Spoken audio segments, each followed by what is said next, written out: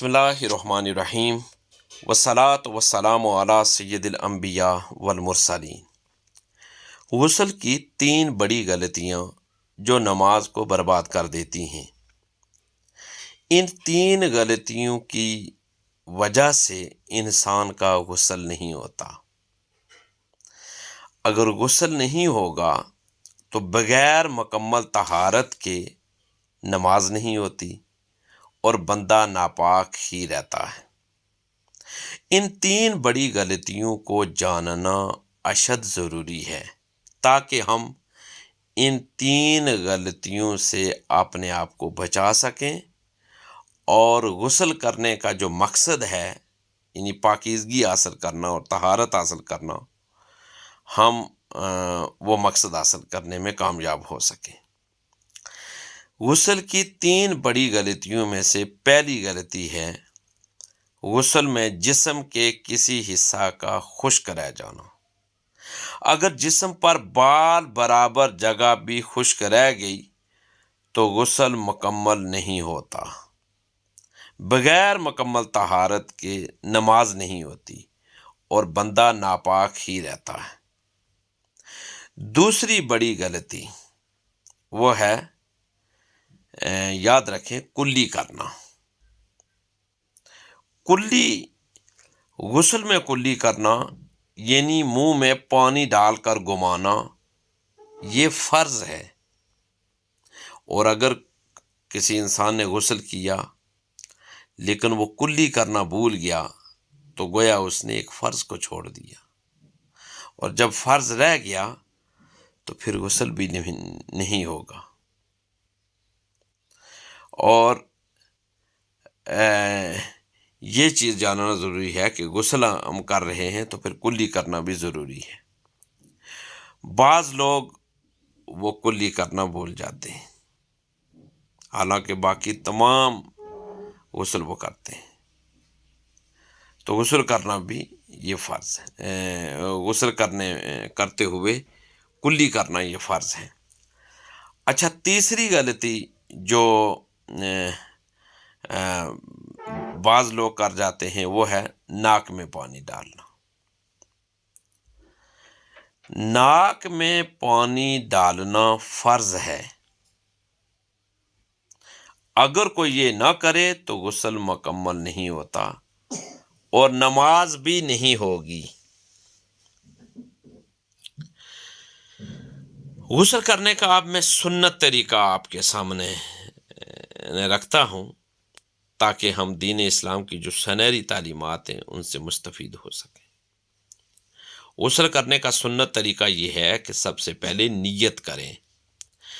نیت دل میں ارادے کا نام ہے۔ دل میں ارادہ کریں کہ میں پاکی حاصل کرنے کے لیے غسل کر رہا ہوں۔ بسم اللہ پڑھیں۔ غسل شروع کرتے وقت بسم اللہ کہنا سنت ہے۔ ہاتھ دھونا، پہلے دونوں ہاتھ کلائیوں تک دھونا۔ اس کے بعد استنجا کرنا۔ اگر جسم پر ناپاکی ہو یعنی جسم پر نجاست لگی ہو تو اسے دھونا۔ اس کے بعد نماز کے لیے جیسے وضو کرتے ہیں ویسے مکمل وضو کریں۔ ہاں، یاد رکھیں پاؤں آخر میں دھونا سنت ہے۔ اور پھر اس کے بعد پورے جسم پر پانی بہانا، پہلے دائیں جانب، پھر بائیں جانب، اور پھر پورے جسم پر پانی ڈالنا کہ جسم کا ہر بال، ہر حصہ یعنی ہر حصے پر پانی پہنچ جائے اور ہر حصے پر پانی بہانا یہ ضروری ہے۔ اس کے بعد مسح کرنا، دونوں جو ہاتھوں سے جسم پر پانی کو پھیر لینا تاکہ ہر جگہ پانی پہنچ جائے۔ آخر میں پیر دھونا۔ اگر پیر صاف جگہ پر ہیں تو غسل کے بعد پیر دھونا بھی سنت ہے۔ یاد رکھیں اگر غسل فرض ہو جیسے جنابت یا حیض کے بعد اور ان 3 فرض چیزوں میں سے کوئی رہ جائے پورے جسم پر پانی ڈالنا، کلی کرنا، ناک میں پانی ڈالنا، تو غسل نہیں ہوگا اور بندہ ناپاک ہی رہے گا، اور ناپاک حالت میں نماز ادا کرنے سے نماز بھی نہیں ہوتی۔ تو سب سے پہلے ضروری ہے کہ ہم غسل جس مقصد کے لیے کر رہے ہیں وہ ہمارا مقصد پورا ہو، یعنی پاکیزگی اور طہارت حاصل کرنے کے لیے کر رہے ہیں۔ تو معلوم یہ ہوا کہ ہمیں پاکیزگی حاصل کرنے کے لیے، طہارت حاصل کرنے کے لیے ہم اگر غسل کر رہے ہیں تو ضروری ہے کہ ہم 3 غلطیوں سے اپنے آپ کو بچائیں۔ میں ایک مرتبہ پھر دہرا دیتا ہوں وہ 3 غلطیاں۔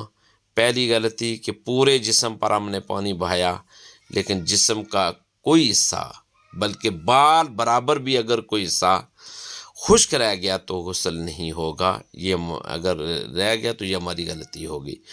دوسری غلطی یہ ہے کہ کلی کرنا بھول جانا، کلی اگر جس نے نہیں کی تو اس نے فرض کو چھوڑ دیا۔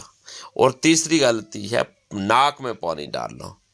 تو یہ 3 غلطیاں ایسی ہیں جن غلطیوں سے ہم نے اپنے آپ کو محفوظ رکھنا ہے اور بچانا ہے، اور ہم نے سنت طریقے کو ایڈاپٹ کرتے ہوئے ہم نے غسل کرنا ہے تاکہ ہم پاکیزگی اور طہارت حاصل کر سکیں۔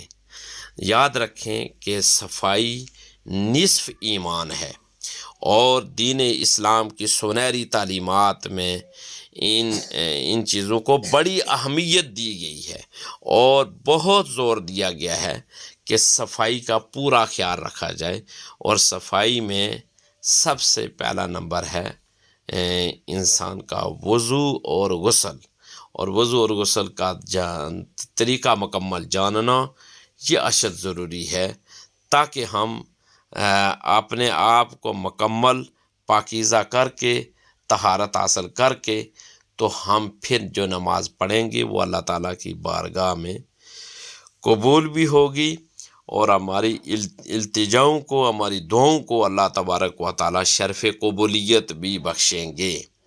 اگر کوئی شخص غسل کرتا ہے اور ان غلطیوں کی طرف توجہ نہیں کرتا تو یقیناً اس کا غسل نہیں ہوگا، اور یقیناً اسے طہارت حاصل نہیں ہوگی، اور اگر طہارت حاصل نہیں ہوگی تو بندہ ناپاک ہی رہتا ہے، اور ناپاک حالت میں نماز پڑھنے سے نماز نہیں ہوتی۔ ضروری ہے کہ ہم کیا کریں، ہم ان غلطیوں کی طرف توجہ دیں، اور ہم کوشش کریں کہ ہم دین اسلام کی سنہری تعلیمات کے مطابق اپنی زندگی کو گزارنے کی پوری کوشش کریں۔ میں اللہ تعالیٰ سے دعا کرتا ہوں کہ اللہ تعالیٰ ہمیں زیادہ سے زیادہ علم دین سیکھنے اور اس پر عمل پیرا ہونے کی توفیق اور ہمت عطا فرمائے۔